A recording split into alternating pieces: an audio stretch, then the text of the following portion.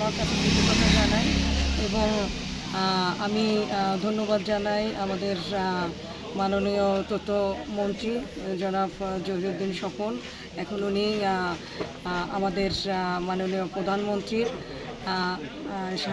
রাজনৈতিক উপদেষ্টা হয়েছেন মন্ত্রী প্রোটোকলে। ওনাকে ধন্যবাদ জানাই, কৃতজ্ঞতা জানাই আমাদের মাননীয় প্রধানমন্ত্রীর স্বাস্থ্য সহকারী জনাব জিয়াউদ্দিন হায়দারকে এবং সর্বোপরি সবাইকে আমি কৃতজ্ঞতা জানাচ্ছি। আমি এই মেডিকেল আমি সেই 17 বছর স্বৈরাচারের আমল থেকে দেখে আসছি।